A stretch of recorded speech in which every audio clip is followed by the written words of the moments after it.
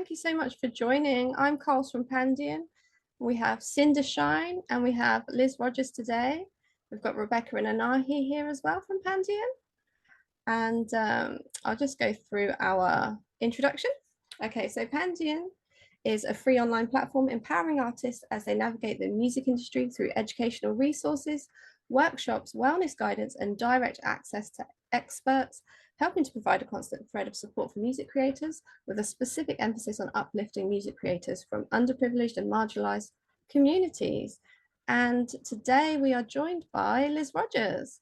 Liz is the founder and creative director at Anacrusis, where she oversees new signings, writer development, and pitching creatively for Sync. Anacrusis has secured hundreds of placements for emerging artists in Nashville, in dozens of shows, films, and advertising campaigns.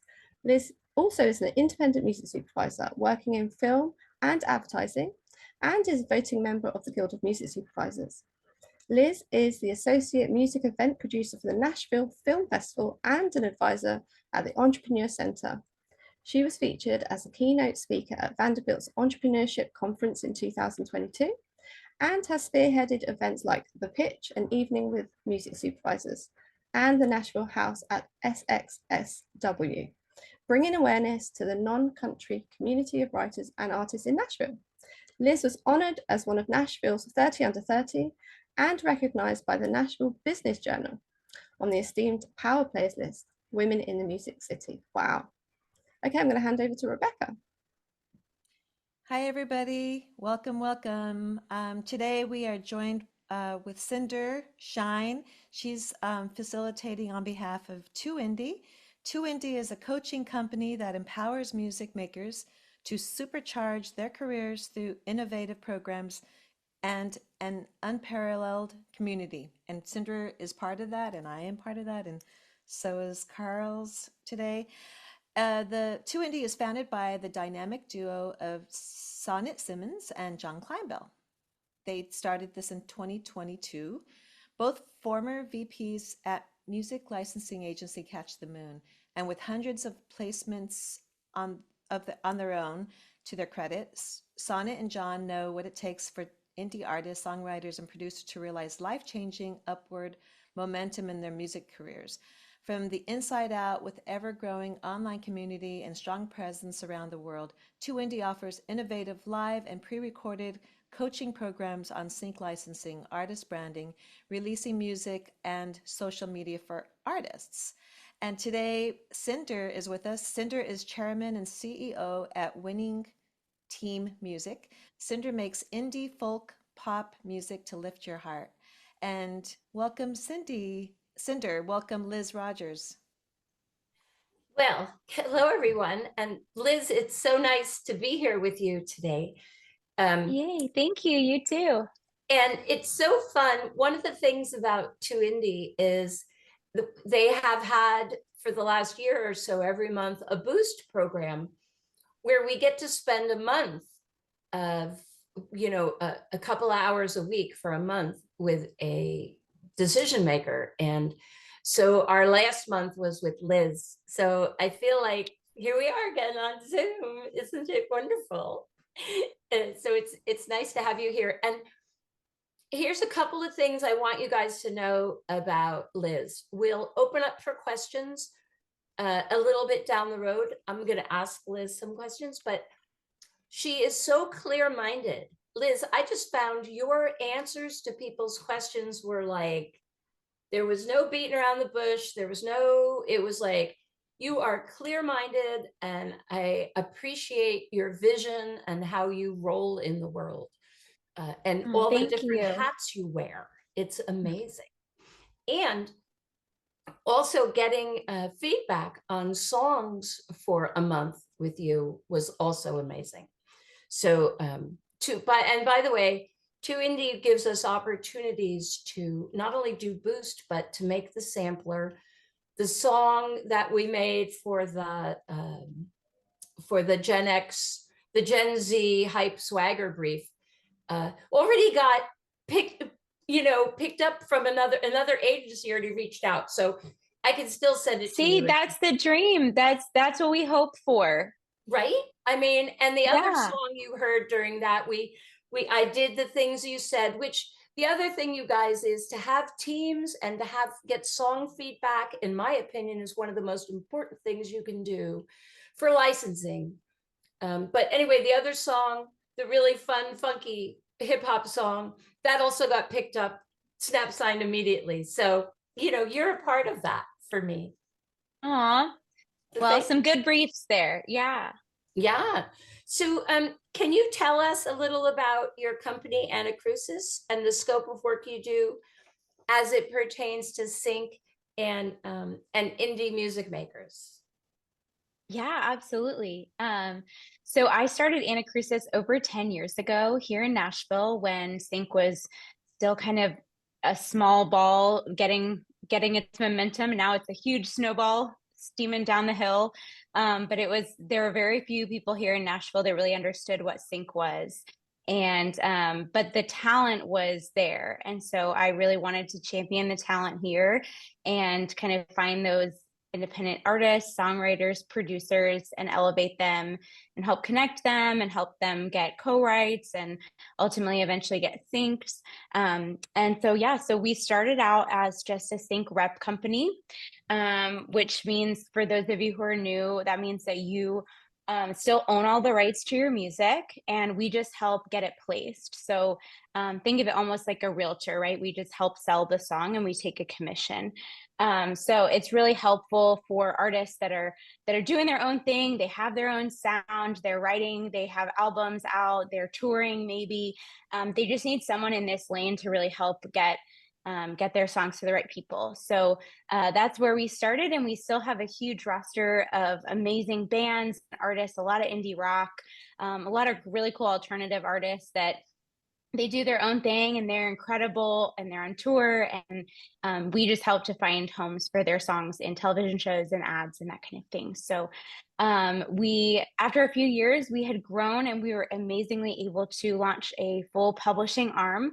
So that means that we're able to sign writers and writer producers and help them with kind of the full scope of what they do as a songwriter. So we're setting up sessions, who they're writing with, what they're writing for, what they're writing about, helping coach, and like Cinder said, like giving notes and giving feedback on where the songs are going. And then ultimately, once they're finished and ready to pitch, where those songs end up and helping to kind of put it across the finish line. So that's much more of a traditional publishing structure. We have different deals, but from the broad scope, it's really like, full publishing. So we're helping kind of across the board. So yeah, and we've been going strong for 11 years now, which is crazy, through the pandemic, through the writers' strikes, and still helping artists and songwriters. So that's the heart of it all. That was awesome.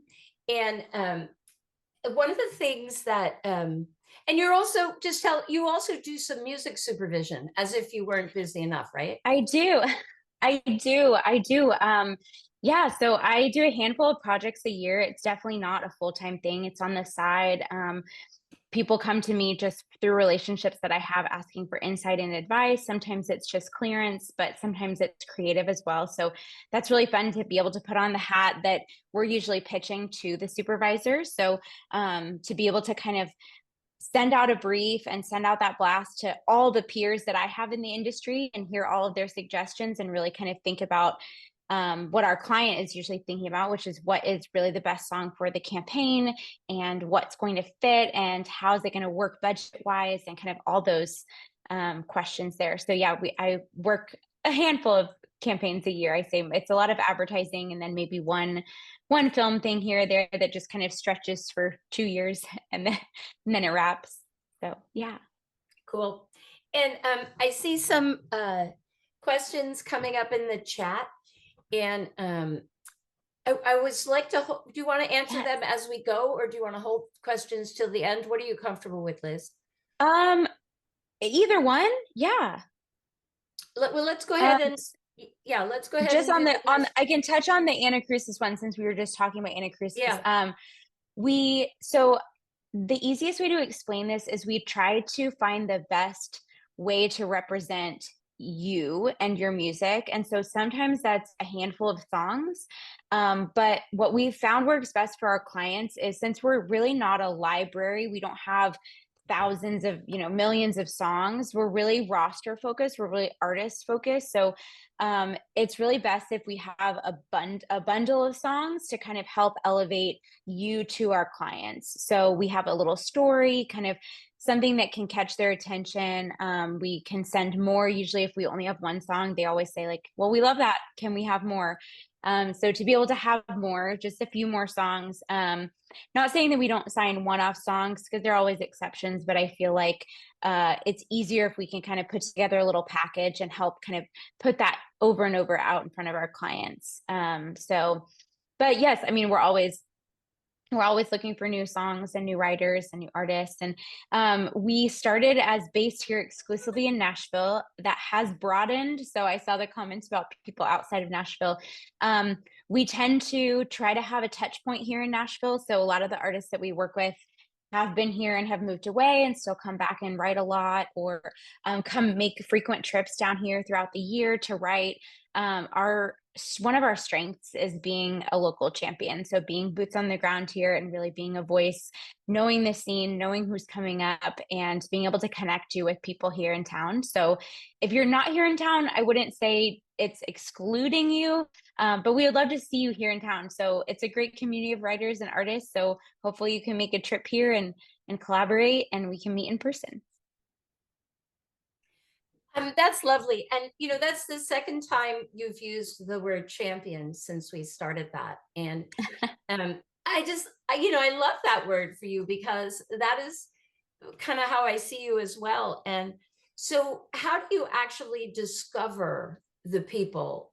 And what do you talk a little more about how you nurture your roster and your well, I should preface, because this was a question, we work with no country music at all. So we work with all non-country. It's pop, electronic, hip hop, alternative, rock, R&B, cinematic, kind of all across the board. I say, when you picture like a Target commercial or an Apple commercial, what sounds come to mind? That's probably what we're working in. So in terms of finding new talent, so much of it is word of mouth. There are obviously programs like this, and 2Indie and other organizations that I work with and get kind of fed a lot of amazing writers that I wouldn't have known personally through a word of mouth connection. But here in town, it's such a community. And so I'm talking with managers, I'm talking with publicists, people who are like, oh my gosh, this writer just wrote with our artist and they were amazing, you need to hear them. Or this producer, we just got on our radar, and do you know of them yet? And things like that are just really organic. People who are excited about the person they're working with or the person they just found, and they want to share that. And that's I feel like the biggest way that we hear of people, on top of just our writers naturally are out and about networking, and they're bringing people that they met at a show or someone they met at a writer's round into their rights. And we're finding out, oh my gosh, this song was amazing, I didn't know this writer, tell me about them. And so a lot of it is our own writers who are bringing more people in as well, and hearing about who they're excited to write with, and just furthering those conversations. And I love that. And two important things that I've learned about the business in these last years that I've been involved is, first of all, like, it's all about being human, right? Like, you're talking about, these are human relationships that you're building, and we are all humans sitting here in this room, and then everybody loves music. So so the whole thing of like us and them and gatekeepers and this and that, I don't really buy into that. I believe it is about relationships and finding the people you vibe with. And that's kind of what you just described, I think it's so important to remember that, I mean, especially if you're sending a cold email or reaching out to someone, like, they're just someone like checking their email as well. So make it personal, tell them something about you, tell them that you read something about them that feels like there's a connection there. And I make a point to answer every email that I get. So it's a policy I started when I started my company, because I am typically on the sending end of emails and hundreds of emails of pitching songs. And I mean, I can count on one hand the amount of people that reply to me on a daily basis. So I was like, I can't be hypocritical and be upset that people don't reply to me if I don't reply to people. So I reply to every email that I get. If it's been a week or two, just give me a minute. But yes, I will always reply. So That's extraordinary. And some of us in this room, we know how extraordinary that is. And I'm just amazed again and again, Liz, about, what a busy person you are, but also, how you are so clear about who you are and how you roll, and, how much I just really appreciate that in how you run your business. Um, how would you help us navigate? So what's been looking forward, right? We all want to bring our own hearts and souls and be our own artists into this thing, but also the commercial viability. So how do you coach people through that? What seems like a passageway or yeah, that's a great question. I think it is a fine line between finding something that is authentic and true to you as an artist and also going to resonate in the sync space, because the sync world is also very nuanced and is not the same as just Spotify and what will resonate on a playlist. It does have to check a lot of boxes to work in specific scenes. That said, there is nothing that I can say is not syncable, because there are thousands of new pieces of content coming out every day that I can't possibly understand every like scene that could ever emerge. And so if you're ever in a meeting and someone's like, your music doesn't work for sync, they just haven't watched enough content. So there is a niche. There's just no way for someone to say that it can't work in a scene or can't resonate in a specific, weird, quirky thing, if it's left of center or if it's, really obscure. Like, there's so many things. So that being said, there is obviously like a lot of sonic trends that we see, especially in advertising. So for one, I'd say working with a really established or really great producer is going to be a really great thing that you can do to really elevate your sounds, to make sure that they're matching what is being placed. You really want to make sure that sonically the production is there, because even if the song is great, if it's not produced in a way that is shiny and glossy or quirky and indie or whatever the target that you're going for is, if it's not that what we're seeing across the songs that we're receiving every single day, it's not going to stand out in the way that you want. And so having something that is polished enough, and again, like if you want it to be indie and left of center, find the producer that does that well. But if you want it to be hip hop or electronic or really polished pop, you need to find a producer that does that well and can elevate that so that it's commercially viable. So yeah, finding the producer that is crushing it in your genre, in your lane, that can really help get your songs to that next level is one thing. And then yeah, if you're writing naturally in a specific like sonic lane, find the other artists that are doing that are getting placements, and try to see what lyrical themes they're using, because sometimes the sonic palette is there, but the lyrics are way too specific and make it really challenging for a supervisor to place into a scene that already has a really descriptive visual. And so people who say that sync has to be vague are kind of missing the mark, because sync has to be emotional, but it can't be conflicting lyrically with the story that they're already telling. So you want it to be in a lyrical theme. It's still telling a story and still authentic to you, but maybe finding another artist that has a similar sound, and then looking at what lyrics they're using, and if they got a placement, which section of the song was in the placement, because sometimes it's just a hook or it's just a chorus, and how can you kind of find similarities in what you're writing that can be used in the same way. Well, I hope all you guys are taking notes, because those are some great tips there.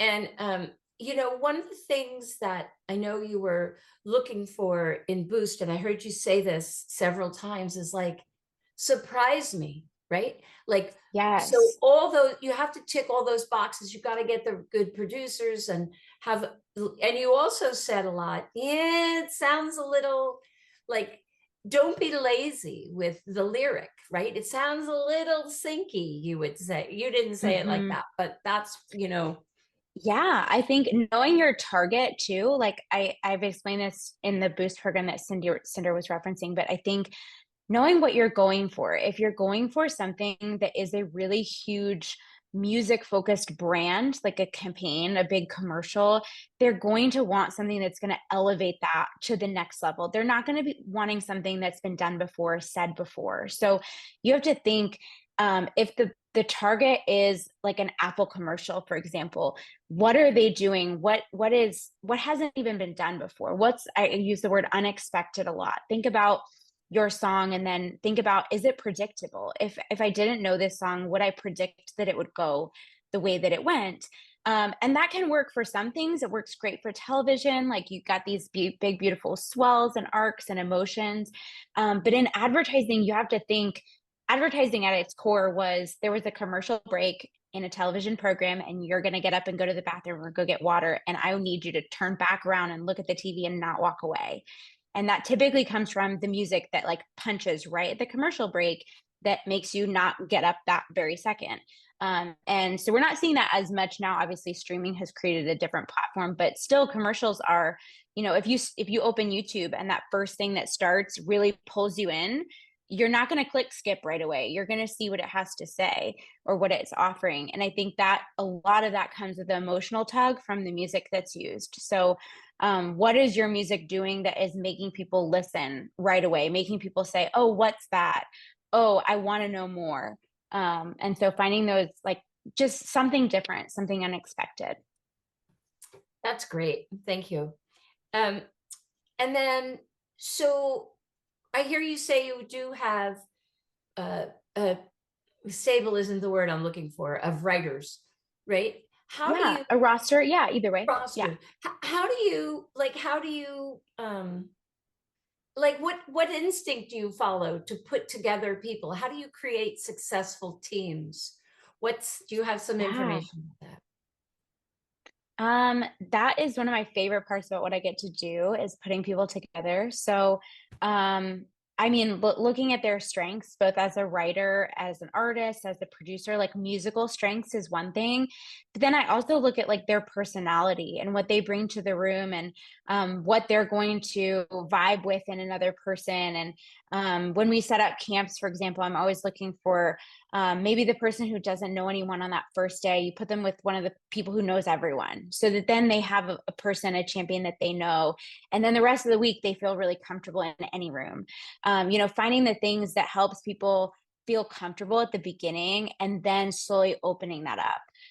So maybe it's setting you up with someone that I know you'll really vibe with at first, and then bringing in another writer, like a third person to the room that is new, that maybe wouldn't have gone well if it was just the two of you. But now that there's like a buffer, someone that you know, or something familiar, it's a great way to introduce someone else. And providing a brief is also a great way to kind of like break the ice. There is not as much vulnerable tension. There's not like this dead air of like, what do we write about? Having this clear direction is really helpful too. And sometimes I'll send the brief and I'll say, like, I feel like this would be really great because of your strength and your strength. And and I highlight, so that those writers don't then have to brag about themselves in the session. I've already said, like, this person's an amazing lyricist and you're an amazing melody. Like, this is why I put you together. And then you can really like just shine in what you do best. So kind of, yeah, knowing what people bring to the table and knowing their personalities and their stories. Like, I really take a lot of effort to get to know people and what their background is and what they're passionate about outside of music, and so that I can put people together. Wait, it sounds like you really just love people and music. And would you say that you are kind of living your dream life? Yeah, I mean, this is definitely the career I made this career, which is something that not everyone gets to say. So I'm really like blessed to be able to do this for over 10 years now. But yeah, from the time I was a kid, I wanted to be a talent scout. And that was a term that I didn't really understand what that meant. Now we would probably call that A&R, but I grew up listening to the top 40 radio and like trying to understand which songs were going to move up on the charts and move down, and just really loving songs and kind of picking up on the nuances of like what really caught people's attention in a song. And I grew up doing musical theater, so like the casting aspect of like a personality and a voice and a song or a role, like kind of figuring all those pieces out. So I was really interested in that side of things from a young age. And so I didn't quite know what that would look like, and had a handful of internships and positions that I got to explore that I realized I really wanted to stay in the publishing lane and work with songwriters and kind of use the kind of A&R ear to put people together and the casting ear to kind of find where those songs could end up. And I love advertising, I love film, so just kind of the sync side of it made the most sense. So yeah, it's working with writers and artists is for sure the dream. They're some of the most talented people, so it's really a joy to kind of see the song in its true original stage, like day one, hey, did these lyrics make sense, all the way to finished, and then all the way to the end credits of a movie. Like there's nothing more fulfilling. Wow.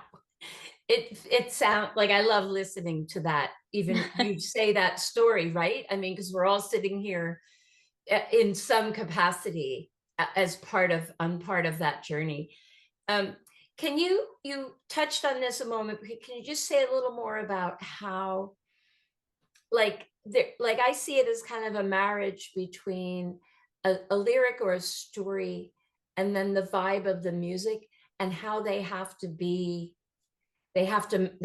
married in order to create the emotional effect maybe you're talking about.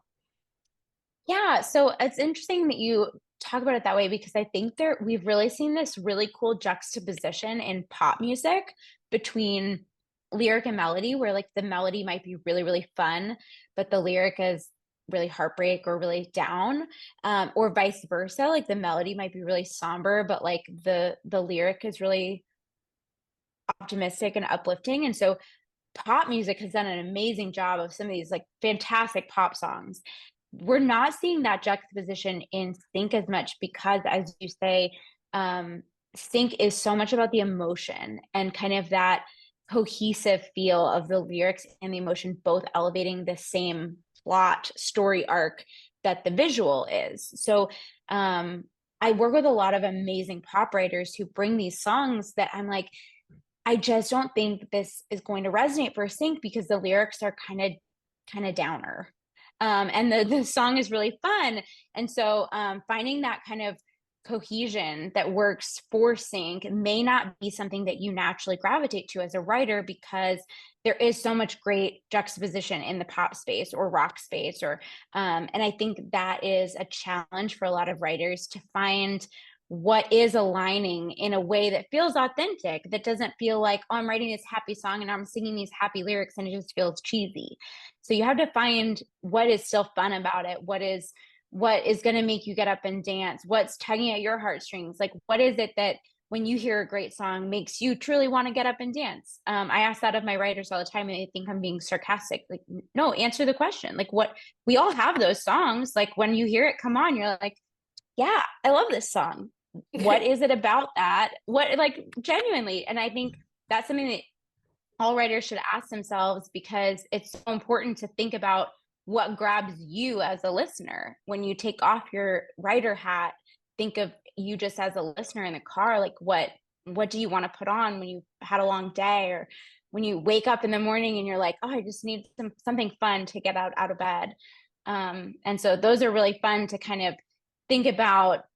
Maybe some of those are cheesy for you, but some probably are genuinely like great examples of it hits both the optimistic lyric and the optimistic sonic kind of palette.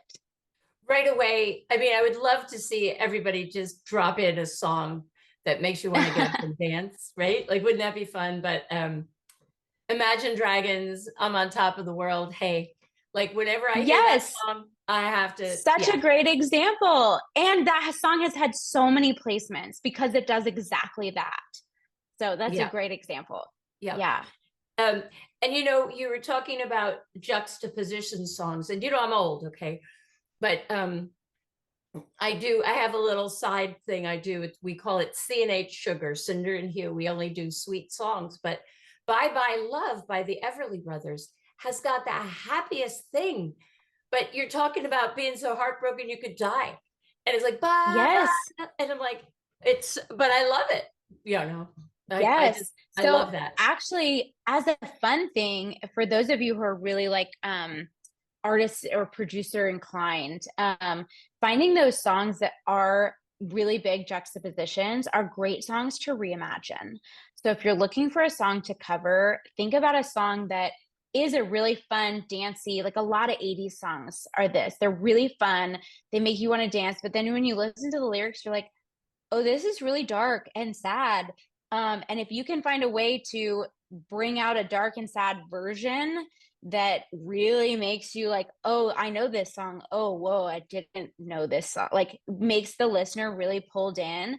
That can resonate a lot in the sync space because finding a way to, you're already relating to the listener because it's a song they already know, but it's a totally reimagined version. So I think from a cover perspective, the juxtaposition songs that we're just talking about are great places to start.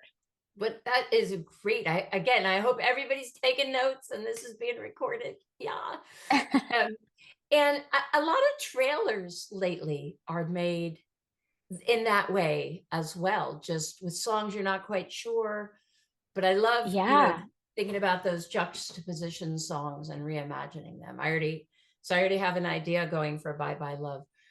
Um, amazing. and I also just want to shine a little light also on the for sync, you really want the emotion to underlie Yes. the scene, right? My friend Mo, I don't know if you know Mo, but she's there in Nashville, Mo Yeah, I Lockridge. actually just spoke on a panel with her this morning.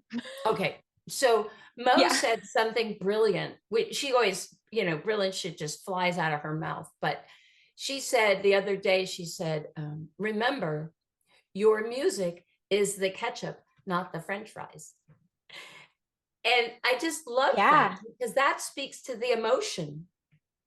It's so true. And I describe it as another character, you picture a horror movie without a score and it's just kind of cheesy and silly. Like it doesn't feel the weight of the impact. I mean, music is it for so many scenes, like it makes the scene. So yeah, I would say think about if you were to mute, one of your favorite shows or favorite films and like envision how the arc of the music needs to fit under and how that needs to swell. And I think, yeah, there's such a great breadth to what emotion means. I mean, there's so many emotions. What is it, 8 core emotions, but hundreds of emotions when you think of how you're feeling, and what something makes you feel. And if you're imagining a moment that, like, let's say a really tough breakup or something, writing about that from a descriptive place might be a more country story song approach, but writing about that song from a more emotive place, like how it made you feel and the emotions that came from that and how your world crumbled or how your body shook or how, like things that are truly like the feelings that you felt, that's what's going to grab into a scene, because those characters may not be going through a breakup. They maybe just lost their mother. Like there may be a totally different story that they're telling. And so if you talk about the descriptions of your breakup, it's not going to fit. But if you talk about the emotional impact, everyone can relate to loss or can relate to joy or can relate, like finding those core emotions that, and it's not surface level, it's really touching on like what it did for you and how it made you feel. That's what's really going to resonate. Thank you. That was great. And I just want to throw something in there here also personally. I'm an optimistic person and I generally go to happy. Like happy is sort of, and I stopped writing songs like 25 years ago because I just didn't feel like being sad. And everybody was writing sad songs around me. And when I found like sync, I was like, oh, I can be my happy self and write songs from feeling happy. But, you know, if you're trying to write a happy song, but you're not really feeling, you know, joyful or something, it's gonna feel fake. So Yeah. if you want to write a happy song, you got to feel okay or better. I think that's just Yes. Well, my and two. that's, lean into, that's where authenticity comes in. Like lean into what you're going through, what you're feeling, what you're experiencing, bring that into the room from an honest place and kind of let that be what you're growing from. Yep. Yeah. Yeah. Um, can you share the process? Oh, wait, that was the other question. Sorry. Sonic gave me the questions she wanted me to ask for you. So I'm reading and also, All you know, good. ad-libbing along the way. Yes, I'll scroll through and see if there are other questions while you're looking for the Oh, next yeah. one too in the chat. Yeah. What trends do you first? Oh, I know people will want to know exclusive, non-exclusive, your company, and do you have thoughts on that? Let's just cover that. Yeah, that was actually one of the ones in the chat, so that's great. Okay. So we tend to sign exclusive deals because we feel like it is easier for our clients to know where the song is coming from and there's no confusion. And it helps us to be able to really elevate everything that you're doing from that sense of we know we're the champion, and we can kind of make sure we're blasting your name absolutely everywhere to everyone. And if anyone needs to use your music, they know to come to us. And it's just really clear that way. We've had songs that we had exclusively, but maybe one of the co-writers had another rep deal. And just making sure all of those things are really buttoned up on the front end. So knowing when the supervisor says, hey, we want to use this, that there's no confusion of who's licensing it, who's clearing it, who's getting the commission. You don't want them to feel like they need to make a decision of who's going to get paid. That's a really tricky spot to put a supervisor or client in. And so it just helps alleviate all of that for us to be able to really like wave the flag really high and just champion you and make sure that everyone knows about you and comes to us if they need anything. And yeah, and if you have co-writers that are signed elsewhere, we can be really upfront and say, hey, we rep this writer and so reps this writer. And it's just really easy and transparent. We've found that non-exclusive deals tend to just make it one more step that some clients just don't want to deal with. And so the spot doesn't go through because it's too much pressure. So. Right. Right. I heard John say yesterday that confusion of any sort or uncertainty is a deal killer right there. Just go on to the next one. Yeah. And I think especially when it comes to payouts, like it's just, you don't want there to be confusion as to like who they're supposed to pay. That's kind of like a big one. So pay me. Yeah. Yeah.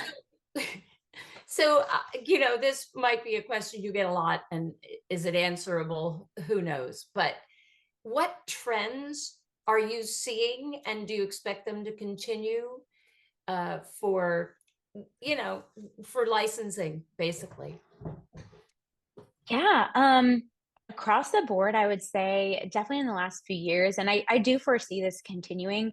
We've seen an amazing trend of world influence from worldly stories, minority stories, just like worldly influence in sounds, genre bending things, different beats, different instrumentation, really unique sounds coming from kind of everywhere that really helps to elevate these stories that are also coming from everywhere. So I think finding artists who can help to bring a different perspective, whether that is their own personal story, and maybe they just do kind of more traditional music, but their story is really unique, or maybe their story and their music is very different and from a different place. Like we just signed an artist who is from Jordan, the country.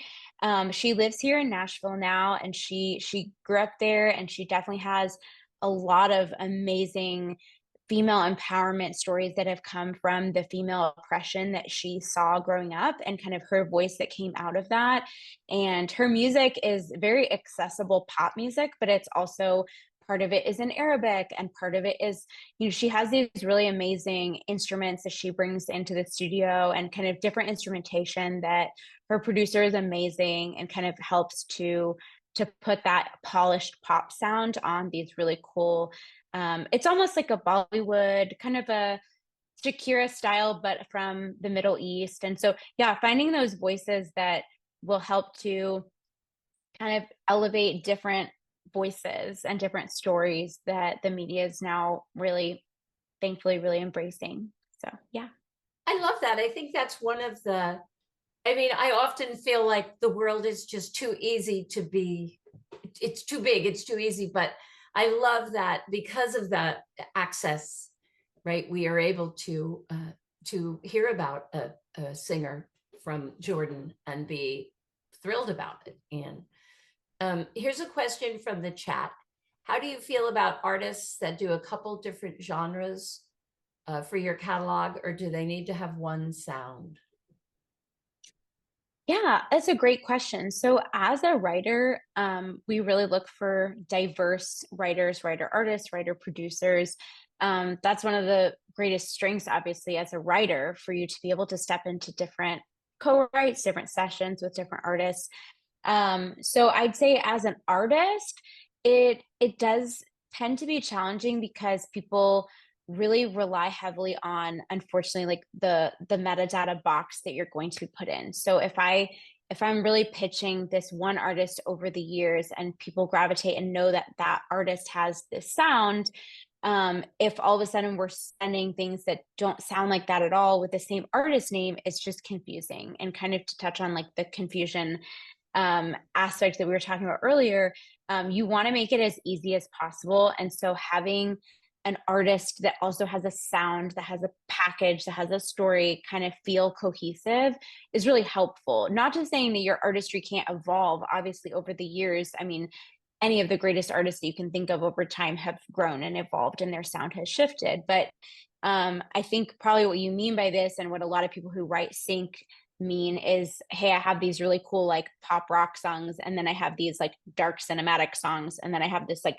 cool indie optimistic folk project, and they're all under the same name. That's challenging. So I would encourage you to find different monikers that you can put, and they don't have to be like huge branded things. You don't have to have Instagrams and websites and whatever, but just a name that can help kind of group those songs. This is a batch of songs that all has this sound and feels this way, and it's under this name. And then here's a different batch of songs, and they all feel this way. And that also can help you as a writer when you're going into those sessions to be able to say, hey, let's write for this project, this artist project, fictional, whatever. But you already know what that means now. You all are on the same page, and you can kind of go in and say, hey, this is the sonic palette. This is what we're shooting for. These are past syncs that we've landed under, this umbrella of this artist name. And that is just really helpful for everyone on your team to help know how to, especially if you really start making a name for that artist and you want to release a song or two, it doesn't conflict with perhaps your own name that is your authentic artist project. This can be a separate thing that doesn't then infringe on especially when you talk about releasing on Spotify. The metadata and the algorithms are so ingrained there that there's going to be so much confusion if your artist project has lots of different sounds and different songs that sound very different from one another, for Spotify to help like put you on a playlist or put you in someone's Discover Weekly.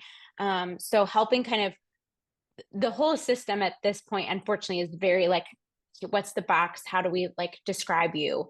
And so I think the moniker idea for artists and writers that we've found has been really helpful, because it helps supervisors to know the sound of that project, as well as anything that you're doing, whether it's releasing or, PR or anything like that. That's a great answer. And, yeah, there's a whole bunch of us probably in this room that have written in different genres and have different boxes we've jumped around For in. sure. Yeah. And then I feel like we've gotten some of this, but if you wanted to point an indie artist on how to actually cut through the noise, what would you say? Yeah, I mean, I use the word authentic a lot because I think that something does have to feel genuine for someone to genuinely connect to it.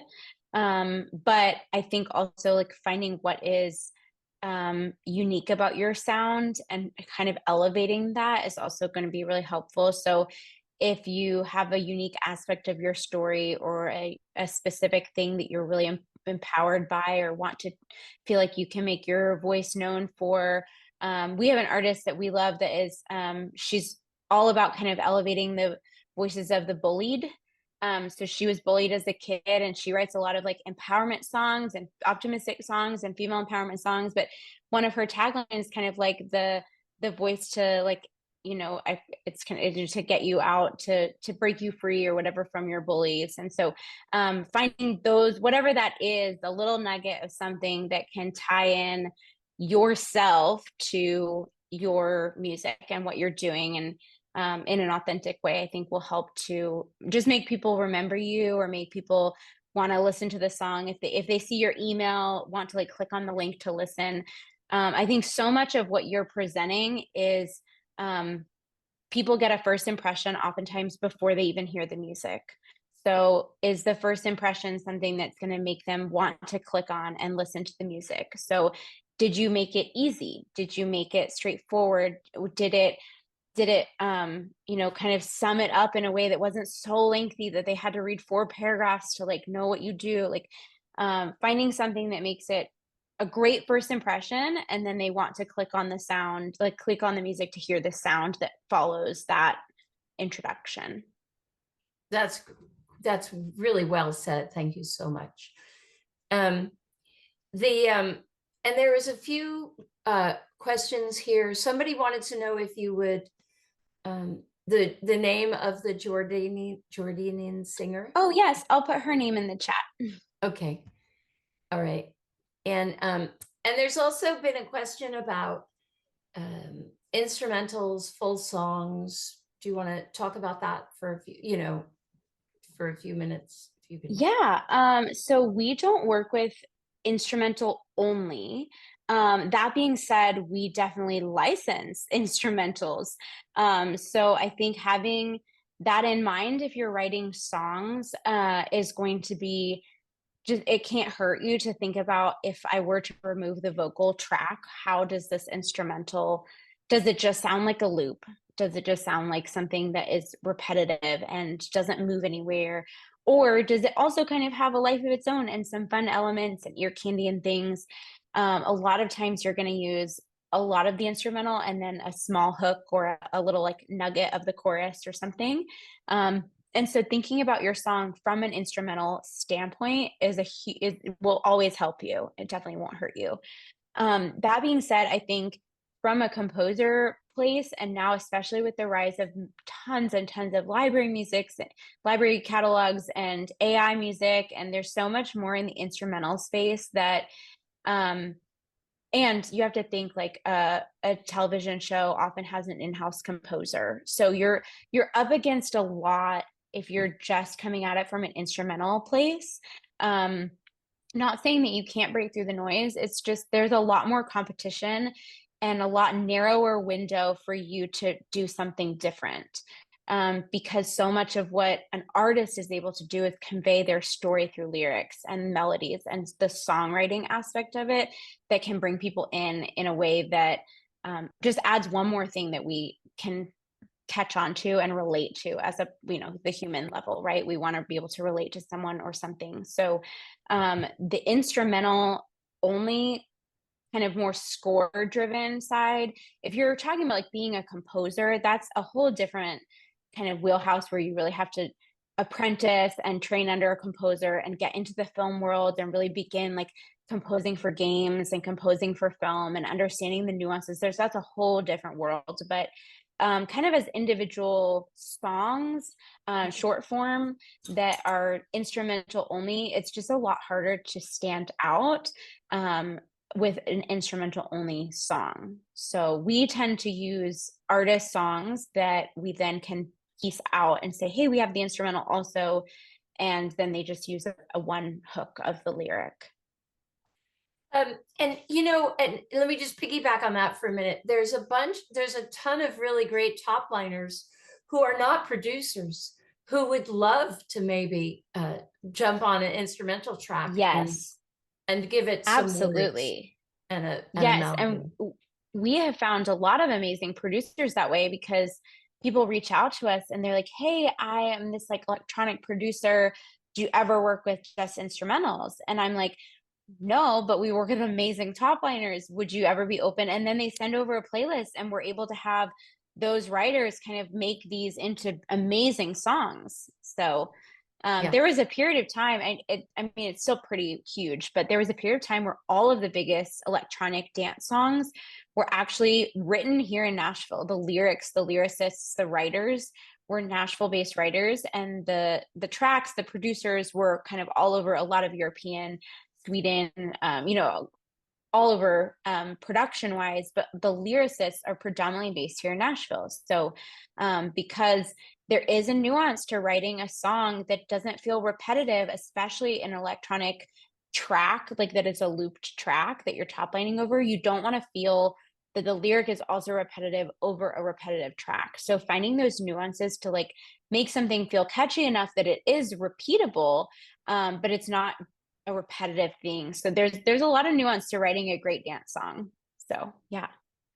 So and with that in mind, I want to just put in I know there's a bunch of people in here that are part of Basecamp already, but one of the things we have in Basecamp, which is the 2Indie group that some of us hang out in, is the ability to create these kind of relationships with each other and build teams. And for me, like, I do have an artist project, but I'm brought in on teams often. I think it's mostly because of my personality, but I'm also a good top liner and lyricist. But when I'm in the room, things go better. It's just true. But if you're on this call live, we are offering you 30 days free in Basecamp, and Nani's going to drop the link in the chat for me. So if you're not already in Basecamp and you want to check us out, come check us out. And we offer opportunities like spending a month with Liz, and I just have to say, doing the boosts. Okay, we get Liz anyway for the month just by being a Basecamp member, but I get to moderate the boost calls, so I get to meet the best people and hear the best information, and it grows my heart. Yes, it grows my talent and my songwriting, but it grows my heart. And I believe that is the most important thing, that we have these hearts, and we have the hearts of creators, and we are creating all the time. So anyway, come join us in Basecamp if you want, because we are heart-based over there. And yeah, and I just wanted to say that. And then Liz, do you want to, I mean, we still have 5 minutes left, so do you have like Are there any other questions, or do you want to, yeah, if you want to ask a question, just raise your hand and somebody will unmute you, maybe even me. Also, Camden, I love your smile, man. Liz, Rebecca here from Pandion. There was a question about how people, if you are open to emails, or how people can find you, maybe even through social media. What's the best route for people to connect? Yeah, my email is on our website, so you can reach out to anyone on our team on our website. Also, we're really active on socials, so feel free to reach out to us on those as well. Yeah, pretty open. Wonderful. Thank you, Liz. And I just want to reiterate, Liz says she answers every email, so don't overload her with emails. Be brief, to the point.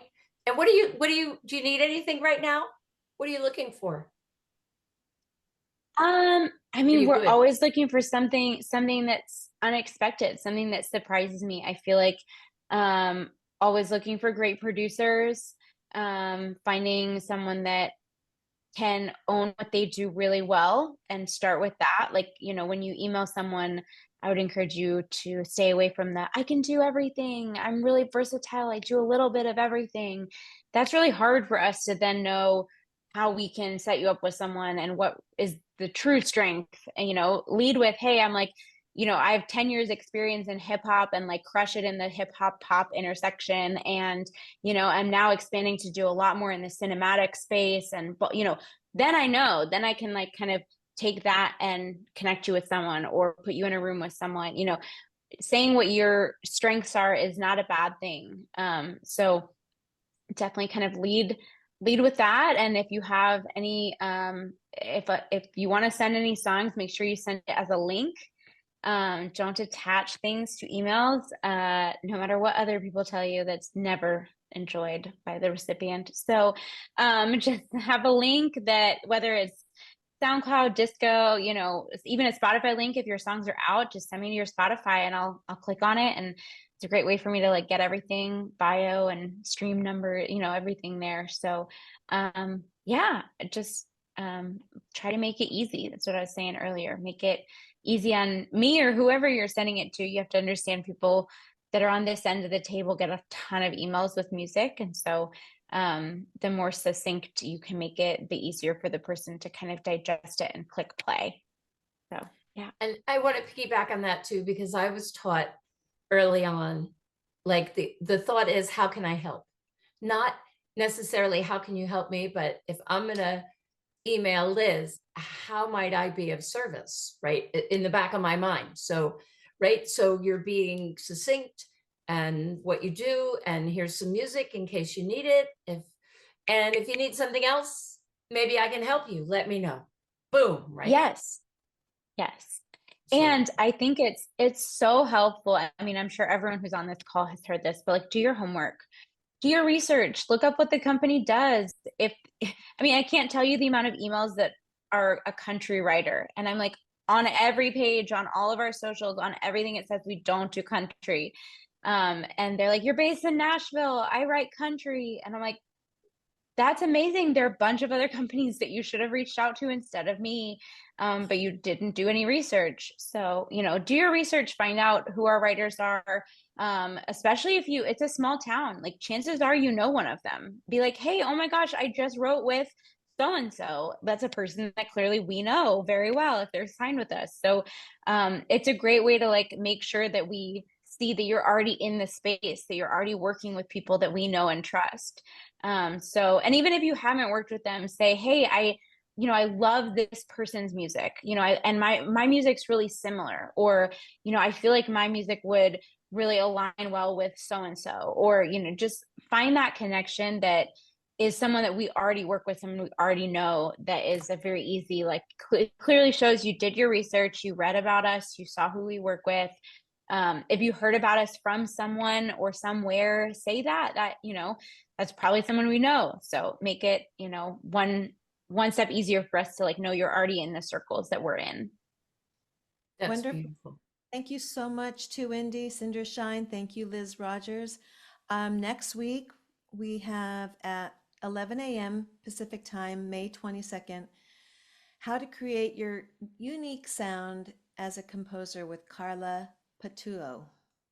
And so I think that's all the time we have now. You guys, thank you, beautiful beings and Thank people you, everyone. in our community. And feel free to email us at hello@Pandion Music Foundation if you have anything you want to communicate about, or any great comments, or how Pandion's workshops have helped you in the past. And we really appreciate you being here. Thank you, Cinder. Thank you, Liz. Thank you to Indy. Yay. Thanks Thank so you. much. Bye, everybody. All right. Bye. Take care.